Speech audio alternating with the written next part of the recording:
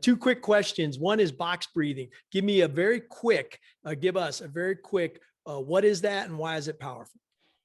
I think box breathing is like our starting point. When Yep. someone could say, where do I start with them? Be the mind say, start with box breathing. Box breathing is simply getting control of your breathing. You're breathing through your nostrils. You're getting a full lung capacity. You're holding your breath after the inhale and the exhale, and you're doing it in an even pattern. So 4 count in, hold, 4 count, 4 count, exhale, hold, 4 count. That's why I called it box. This breathing pattern does a lot of really powerful things. First, you're taking conscious control of your breathing, which means then you begin to recognize dysfunctional breathing patterns. You begin to develop the muscles of your breathing, you begin to use your lungs fully, which means you're getting much more oxygen, much more energy, and you're detoxifying. And just that alone has enormous health benefits. Two, you're massaging your vagus nerve and triggering the parasympathetic nervous system, which is your rest and digest function.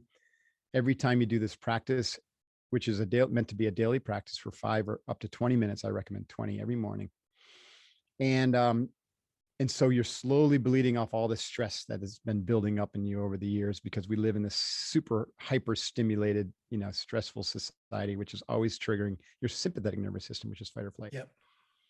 So it brings you back into balance, makes you more calm. 3, it does the same thing with your brain. If it's bringing your body into calmness, it's bringing your brain into calmness, which is helping to create more resonance in your frequencies, alpha, beta, theta, etc. And it allows you to get into that high alpha, low beta state almost intentionally after, a long period of practice.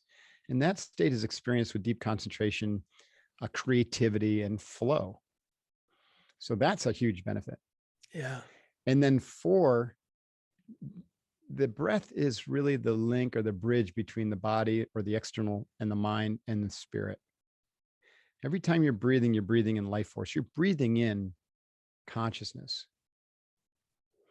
So by taking conscious control of your breathing and focusing on it, paying attention, now you're beginning to establish an internal practice that is very non-threatening. It feels very good. It's got obvious physical and mental benefits, but it's a Trojan horse because now you essentially are meditating.